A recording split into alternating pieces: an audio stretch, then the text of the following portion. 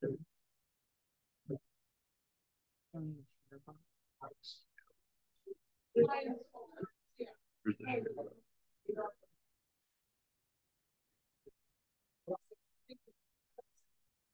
want to share the whole screen, or if you do that. I'm gonna do this. I'm gonna push up that. When you do free, it doesn't say that. Yeah. And when you plug in, you want to share screen too. Yeah. Oh, yeah. That's going to be on screen too, and that's going to be on your notes. Yeah.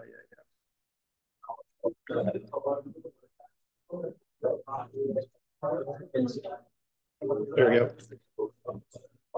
Let me do this.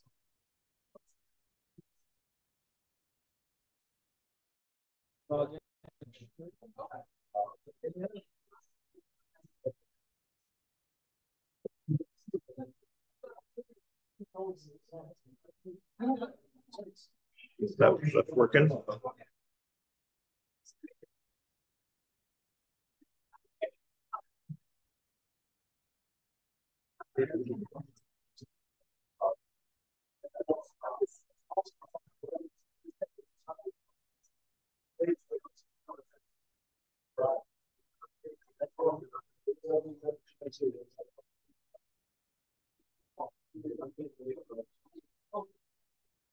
Good.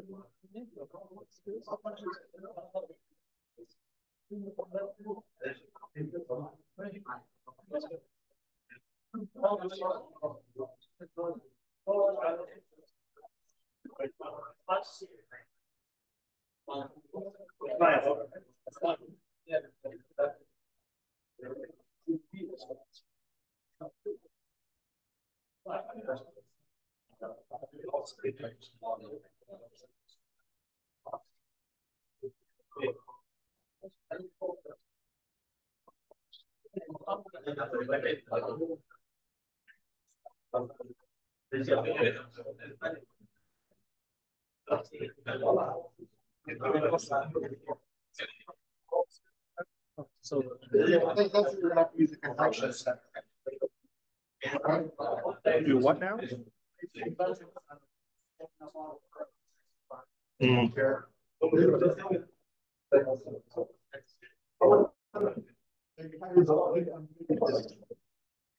yeah, it's recording audio. It's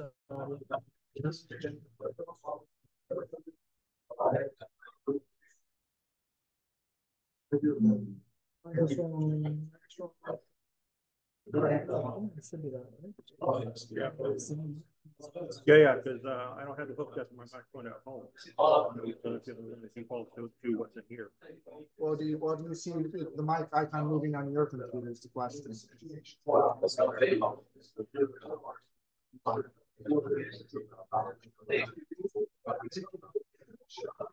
I'll double check.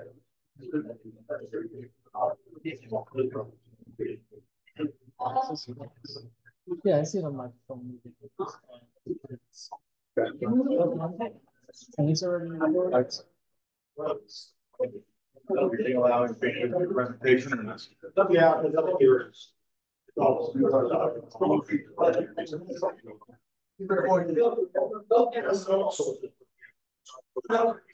you need to keep the recording so many times. I mean, probably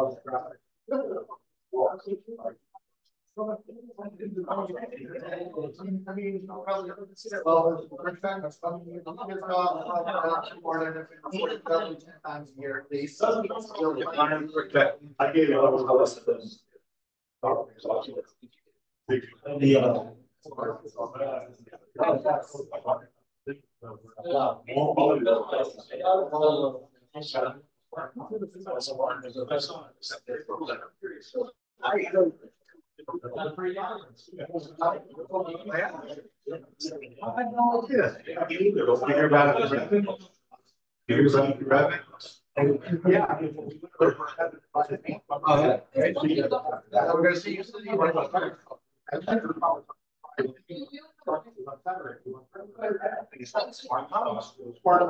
It's long.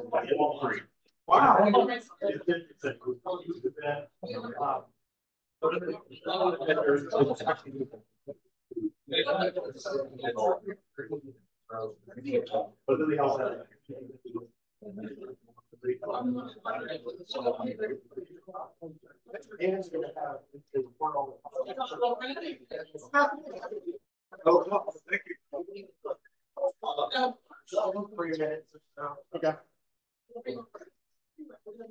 Yes. Well, there's no switch, so we just need the volume.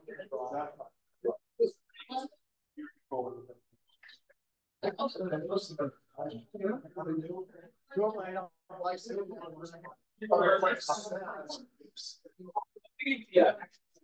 I think virtually in your chair when you're standing up.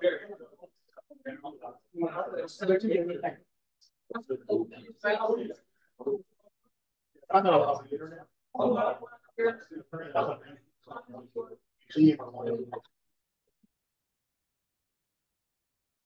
So you can tell it's free.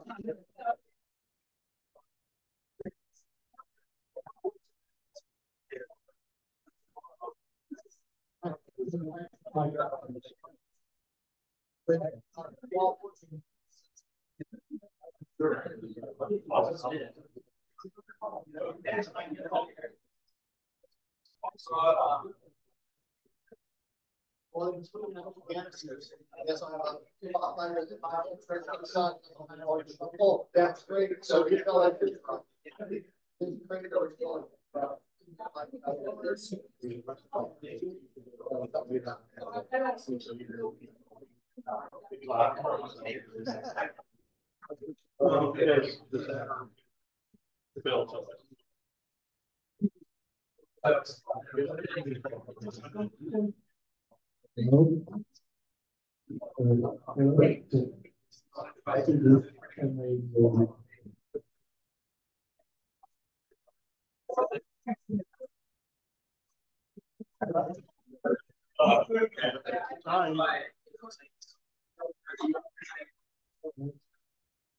yes, I don't need he's not long down here. And God's going to toss all of the government systems. Here he is talking about Okay, thank you. So, this is a presentation going over the AI RMF. AI last year, these things would be interesting. Second, first, about 3 or 4 talks today on AI. So that's a topic of interest. Follow us on.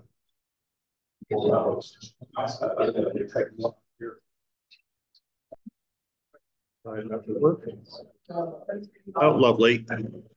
It's not working. I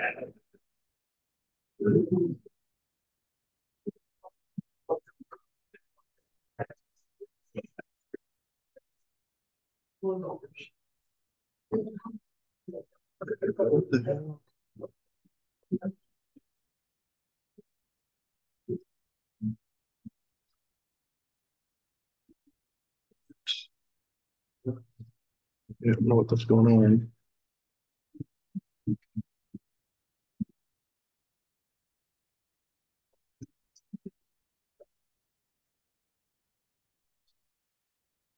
Technical difficulties.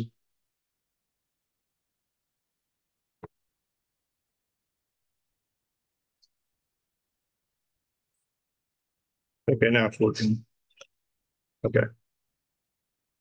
So, those of you who don't know me, I actually currently work as a CISO for a small company here. I'm also the privacy officer. My main focus in the last few years has been compliance and security, various frameworks dealing with that. I'm involved with various organizations here in the area, ISSA, InfraGuard, ISACA, and so forth. Basic outline, we're going to get into kind of some basics about AI. What is known, what is being referred to now as AI risk. We're going to then get into the NIST AI RMF, risk management framework. We're going to talk about some of the other things going on in this field. This has become quite big. And then I want to talk on some of the resources I come across that hopefully you guys can make use of after some books, some websites, training, certifications, and so forth. So hopefully you get some of it. So I actually pulled this from Wikipedia in terms of what the heck is artificial intelligence. Basically, intelligence included by machines. It's a field of research, computer science. When I was a computer science student, I was kind of interested in AI because I'm a science fiction fan. That was like several years ago, and it was actually kind of funny when I was in doing it as a college student, and we were talking about things like neural networks, expert systems. You were talking about computer vision, and nowadays that's not what they're talking about. And I used the use of influence actually also came from the Wikipedia article, which I thought was kind of interesting because when I started thinking about what we were looking at AI 20 plus years ago, most of the stuff they weren't really talking about, things such as now these advanced web search engines, these recommendation systems, like you do something and all of a sudden you get these ads for the same thing you're looking for, the whole interaction with human speech, Google Assistant, the Siri, Alexa, and so forth. The whole thing now with autonomous vehicles, self-driving vehicles, and all the things about that, like, ooh, how do we make sure the self-driving vehicle doesn't run people over? Stuff like that.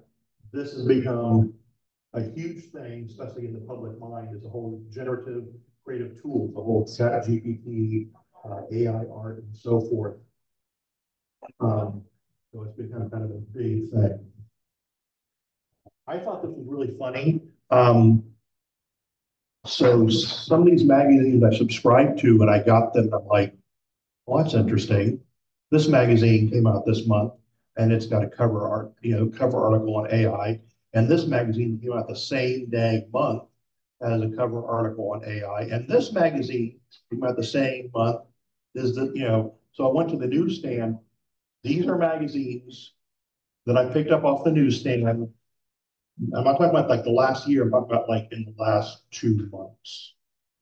And it's like, come on, why are all these magazines doing it? And I thought kind of weird was like, this magazine is the bright side of the artificial intelligence apocalypse. I'm like, really?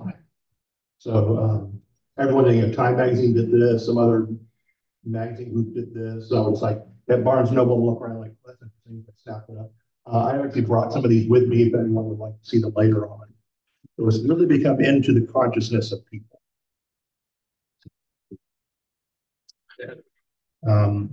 I think when people talk about AI risk, it usually boils down for most people is one of these two.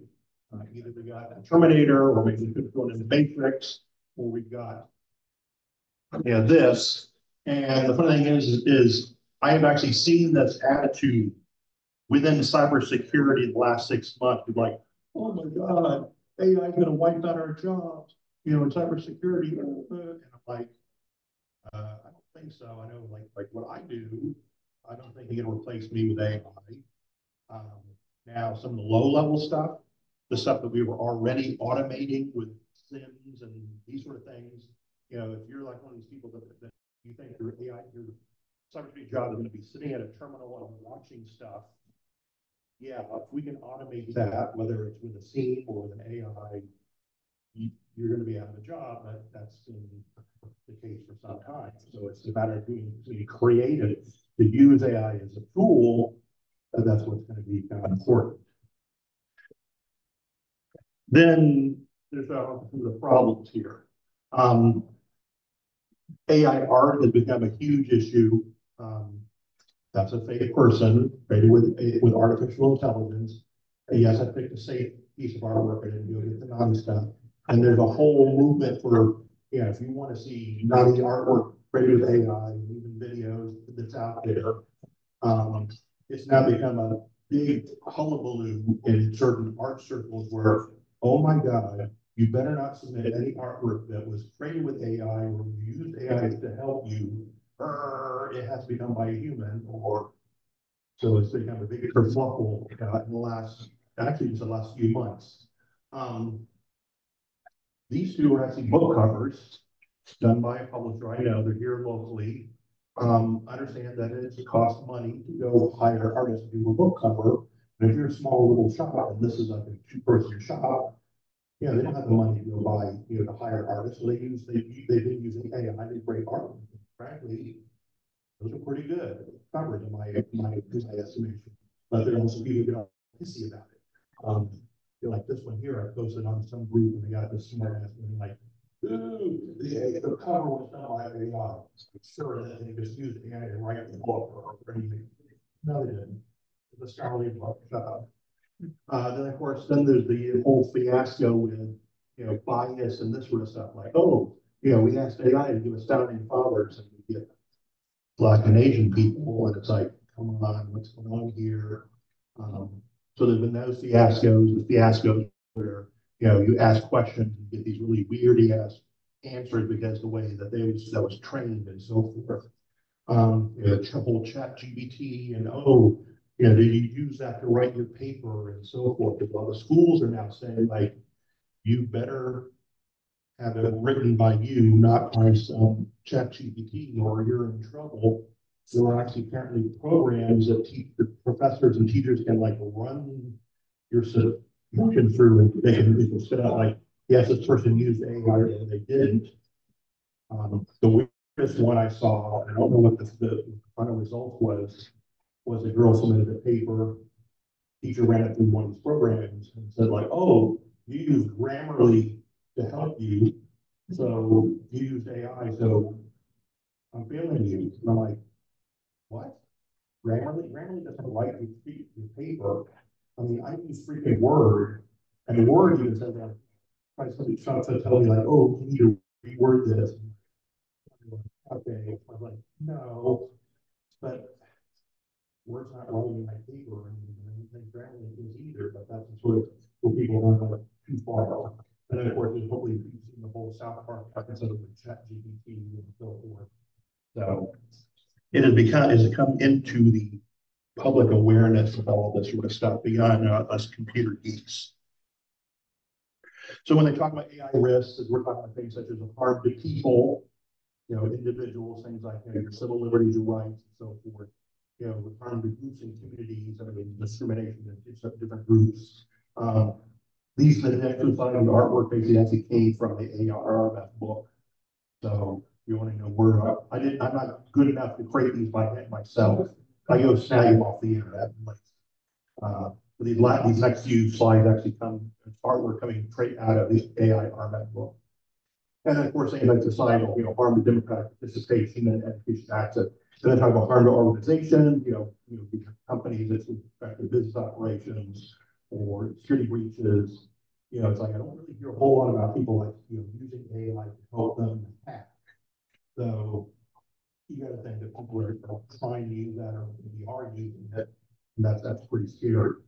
And then harm the ecosystem, financial system, supply chain, and this sort of stuff, disruption and so forth are some of the things that they're kind of concerned about.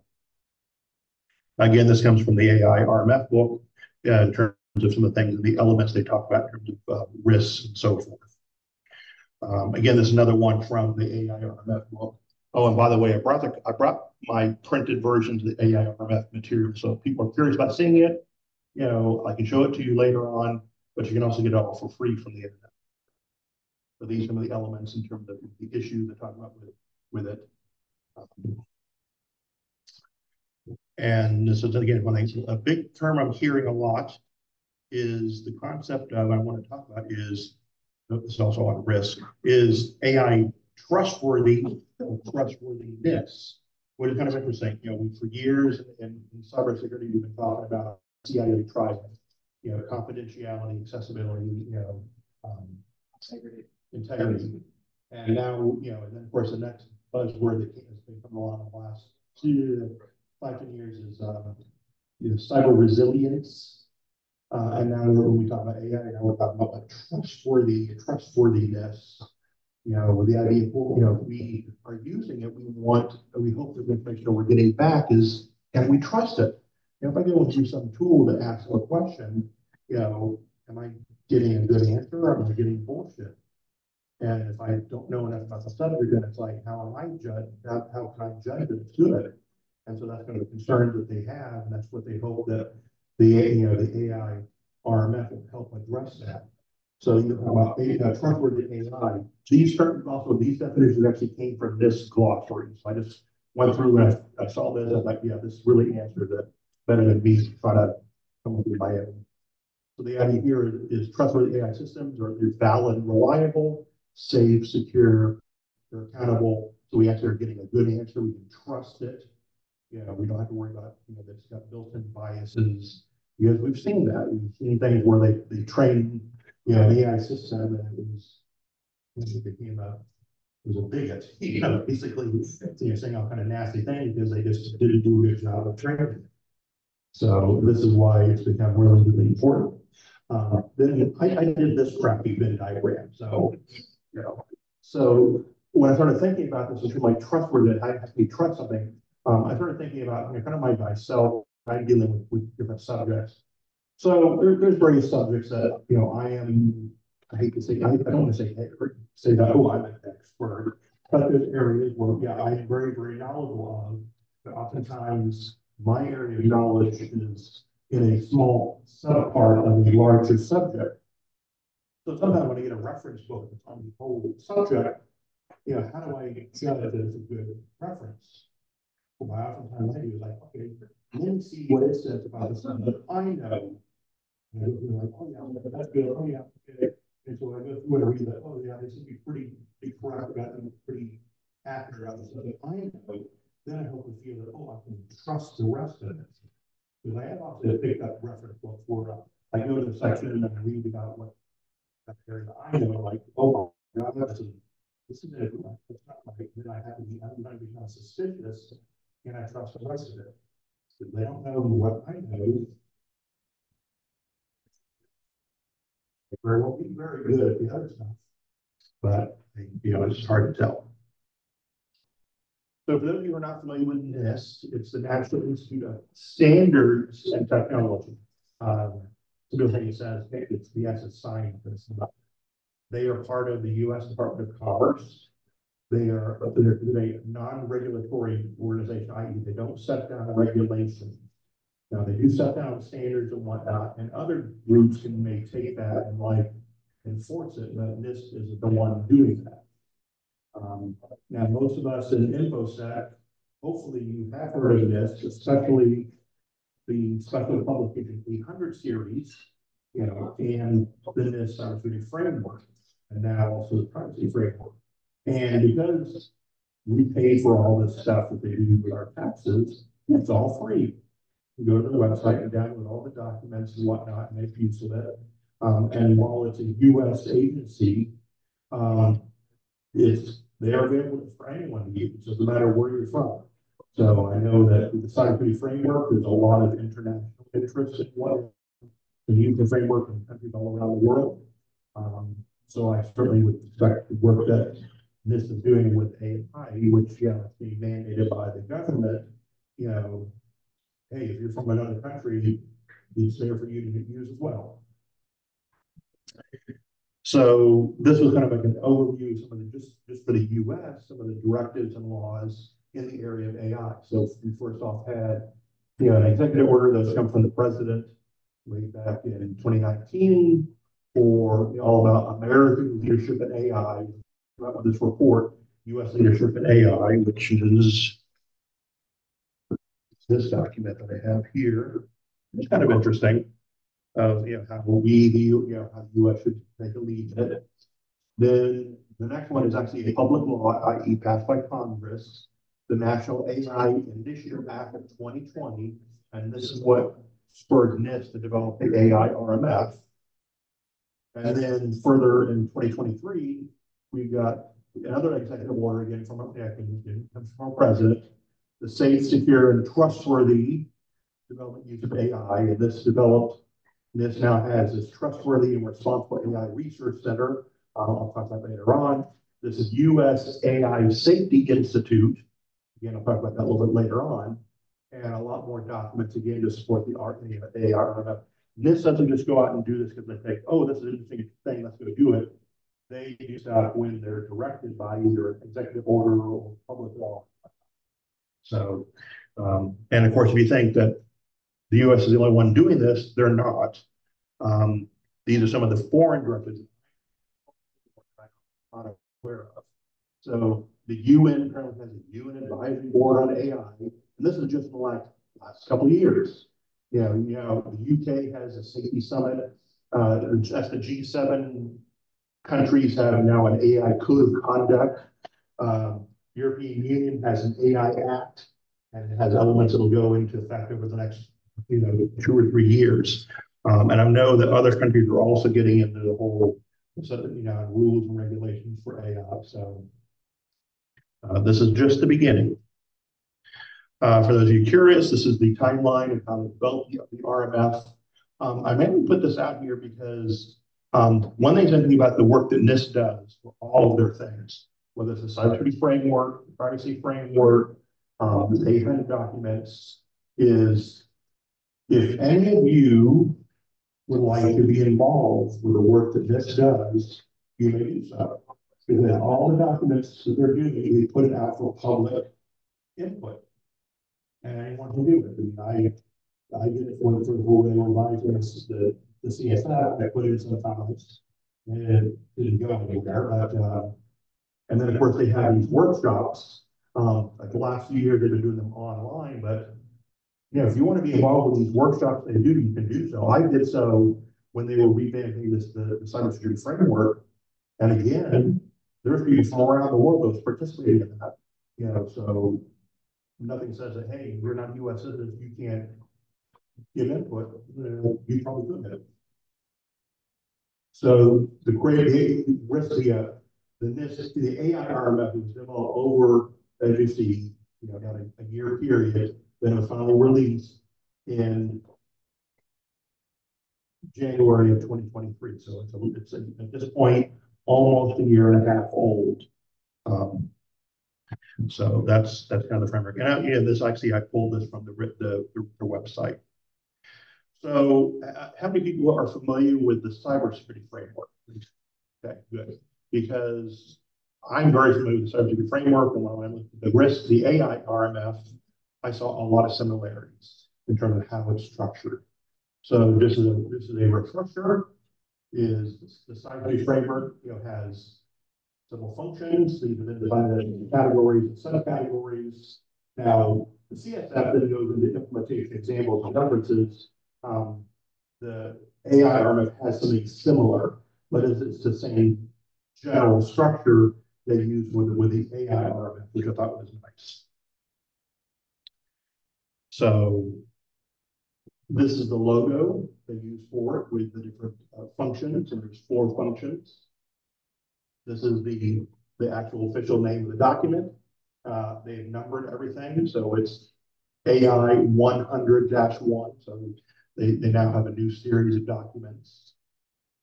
We released in January. It is, again, it's voluntary, and NIST isn't enforcing this. Whether other organizations will enforce it, we'll see. They also created a roadmap document, which we'll talk about later on. The roadmap document is kind of an accompanying document that says, like, okay, these are our plans to take this further. They are creating a lot of crosswalks to other standards, i.e., there are various AI standards that are out there from various organizations. I'll talk more about that later.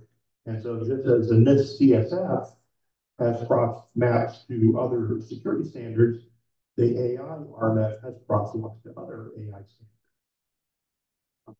There's not too many at this point, but I expect to grow. And they also released the AI RMF playbook, which really gets the nitty gritty of it. So you can get an idea of what I mean. The AI RMF is in this, and it's one of 3 documents. It's not that long, 20 or 30 pages. Whereas this big thing is the playbook, which really gets into the nitty-gritty of the AI. Sorry, pardon.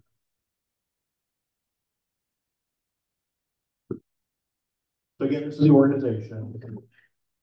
You have core, and they actually have profiles. If you remember profiles from the CSF, they also have profiles in it. There are no tiers, thankfully. So that's nice tiers. So we have 4 functions, and these are the functions. We have govern, which sits in the middle, and then we have, it's not kind of weird. We have map, measure, manage, which was in N. So we have 4 functions.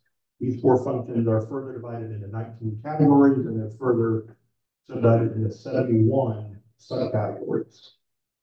And we have profile, which is how you make use of this. And there's different types. We'll talk more about shortly. Use case, temporal, and cross-sectional. So the govern function, it says here, it's a culture of risk management is cultivated and present. So governance is kind of like the foundation for what's going on, where you have to understand the risks of AI and having a culture. And these are categories within the govern function. So you have processes and policies and so forth, related to the mapping, measuring, managing. You have accountability structures in place for your teams to make sure, hey, people are doing it, they're empowered.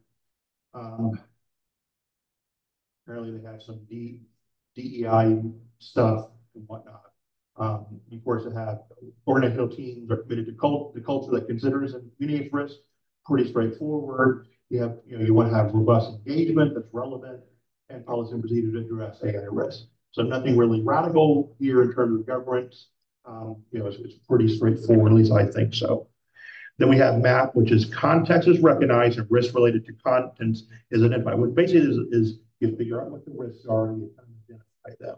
So your context is established, you categorize your AI, you enter the capabilities and goals, you get to figure out the risks and benefits. It's basically, and we talk about having a risk register, in cybersecurity where, we understand our risks and we understand, how important they are and how we're going to address them or not.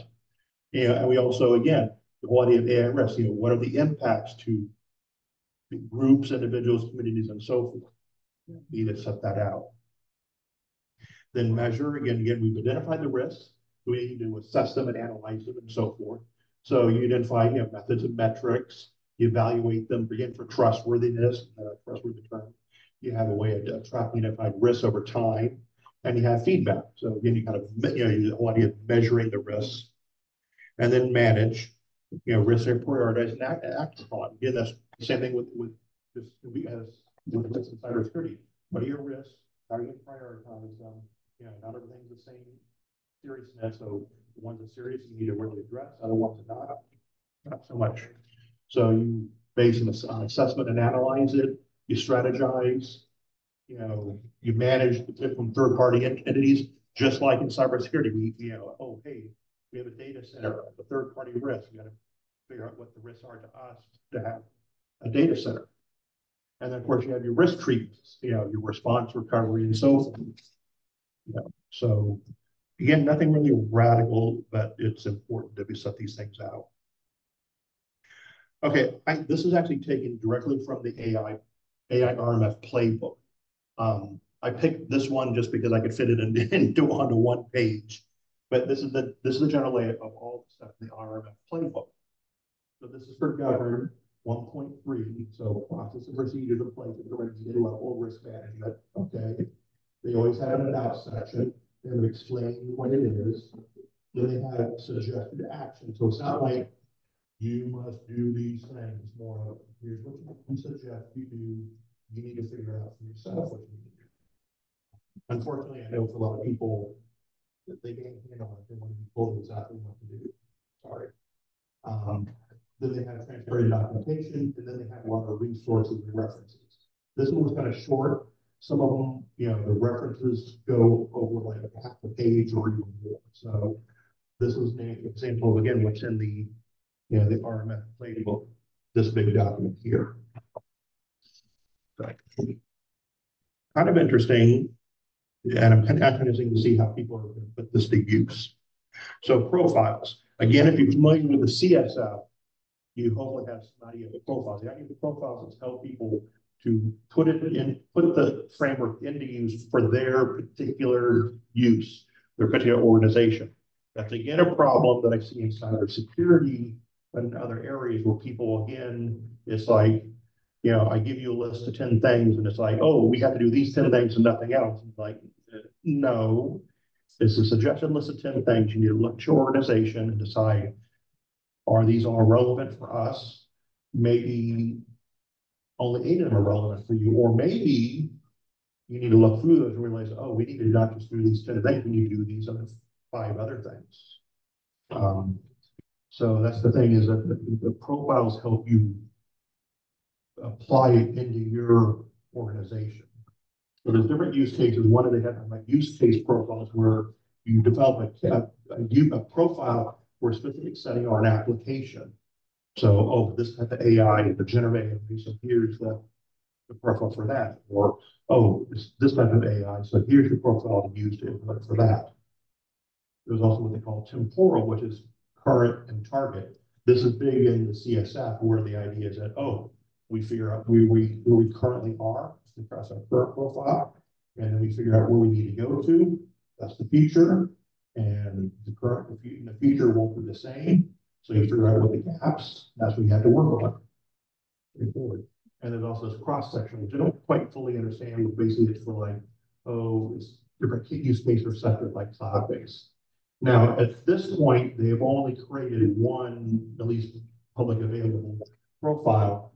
And it's this one here, which is for generative AI profile. And it literally has come out in last month is when this came out. Again, it's available, it's in draft, so that they're getting feedback and whatnot to finalize it. I did bring a copy, again, if people are curious about taking a look at it. So it's kind of interesting to see what a profile is. Unfortunately, I wish there was more. It's kind of disappointing that it's been out for over a year, and we only now get one profile. As I said, there's a lot of other standards. It's almost overwhelming.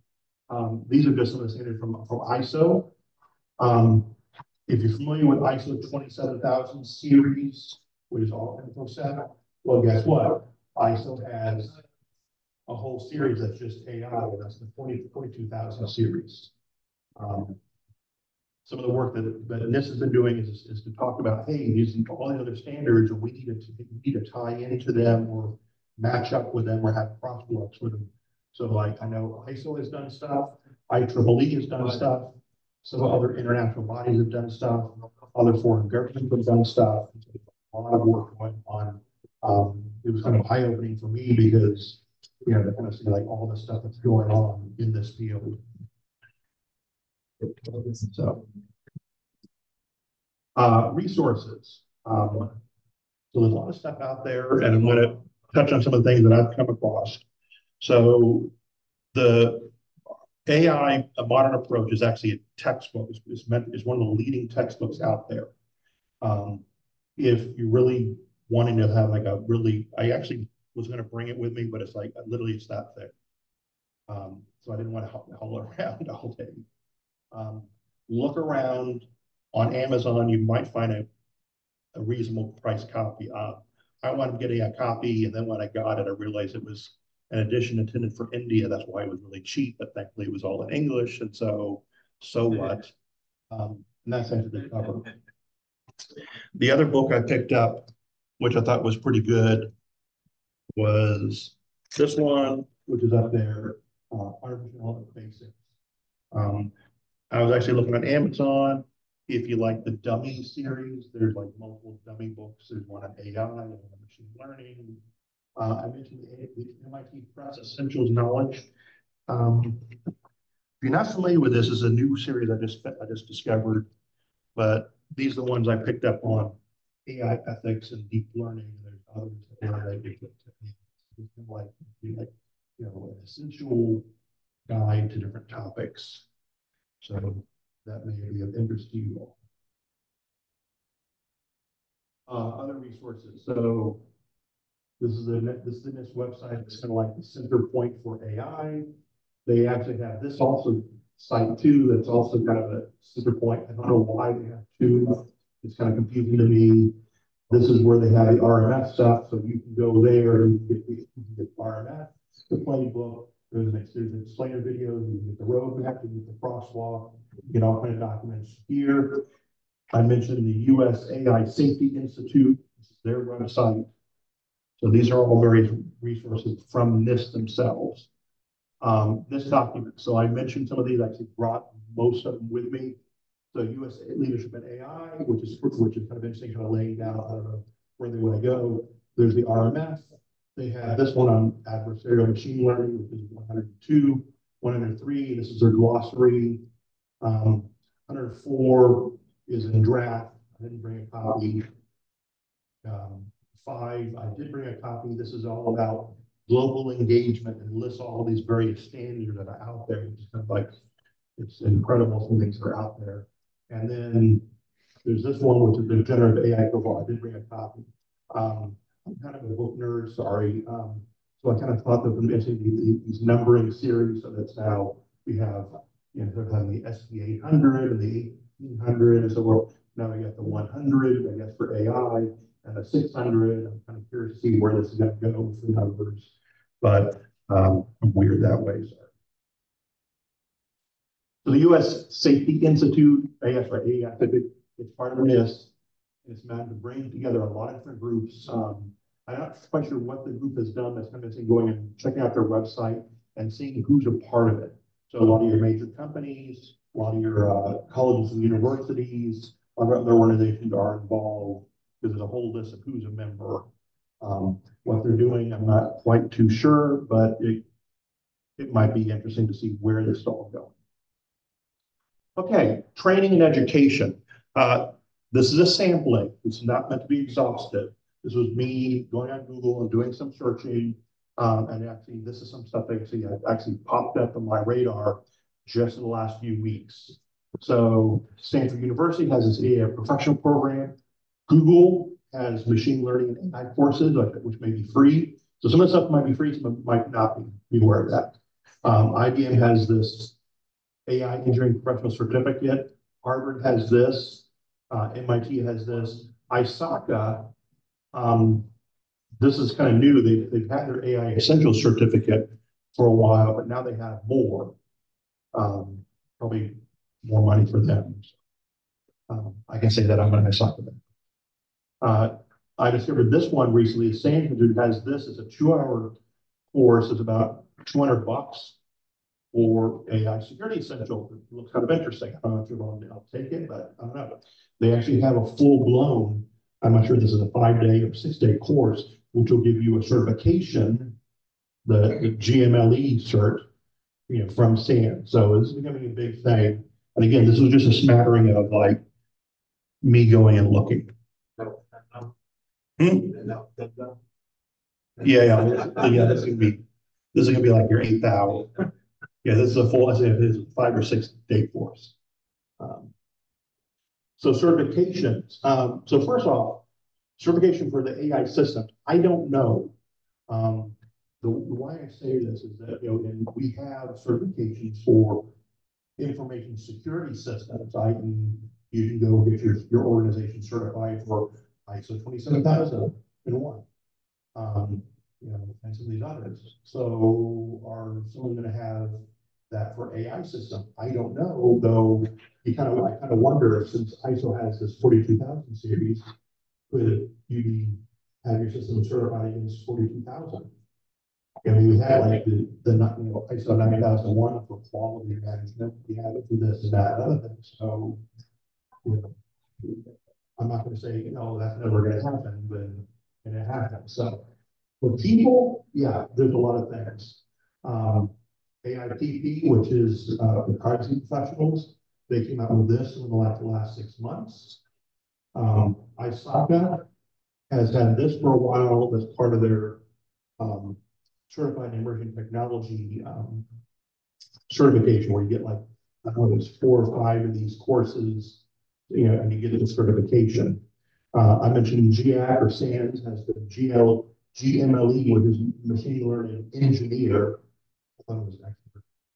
And then I discovered that there's this whole group called the U.S. Artificial Intelligence Institute, with a whole bunch of AI certifications for people, like certified AI engineer, certified AI scientist, and I think 3 or 4 others, which I never even knew about. But I'm an InfoSec, but it's probably going to get more and more. I guess we'll have to see if and I've seen IEC 2 has been getting into doing training courses for AI. See them doing a certification. I can hold my breath. Or CompTIA, they got into data science certification. So I'm just waiting to see if they're going to do an AI one. So we'll see. So future, I mentioned the roadmap document. It's something that this has done with other documents, like it kind of lays out. These are where we see is where we're going to move forward, future for these things. And they list 10 items for future work. I am kind of disappointed that the AI RMF was rolled out, and it said a year and a half ago, and I don't see as much activity around it as I see with some of their other frameworks, like the cybersecurity framework. But they seem to be kind of behind in some things. I mentioned that NIST has a privacy framework, and you may or may not be aware that they announced at the beginning of this year, or maybe the end of last year, they want to work on the next version of the privacy framework, version 1.1. But looking at my calendar, we're getting into June, and they haven't bumped us on that. I mean, they were saying that over all the stuff in Q1 has passed, and we're almost getting for the end of Q2. We haven't had anything for that. So I don't know, maybe there's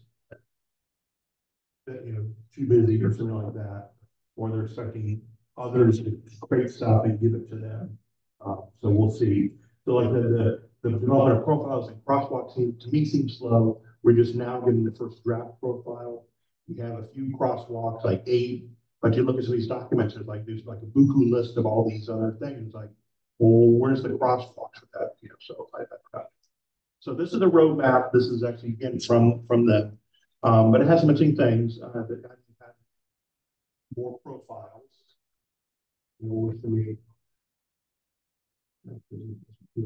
So more profiles, measuring the effectiveness of it, and I think it's important.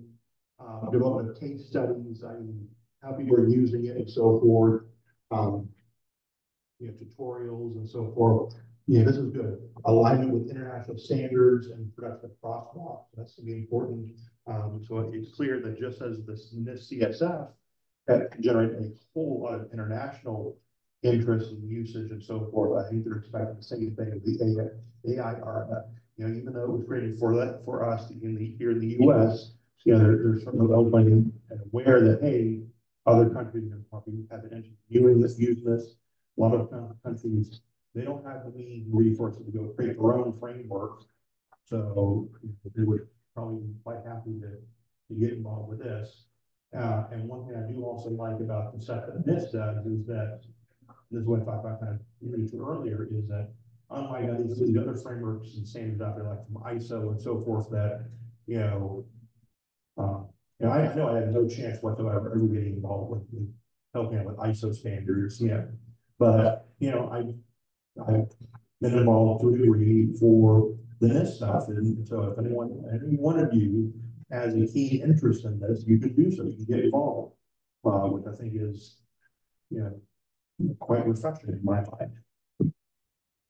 So, any questions of what we've gone over? Or maybe to overwhelm everything? Again, there are, I believe on this schedule, like 3 more talks, or maybe 4 more talks on. So this is kind of like, if you almost, this is like almost like the intro session. Okay, how you doing? And hopefully the other sessions that will come up, we'll get into more specifics that I aren't able to, and you can build off of what you picked up here. So if there aren't any questions, we'll wrap up. Again, I'll be here probably the rest of the day if you want to chat with me and so forth. I'm quite open to do so.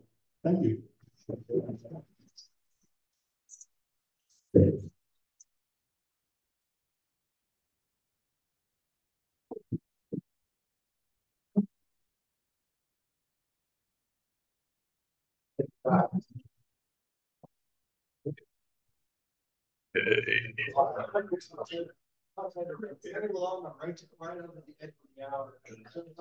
Yeah. See.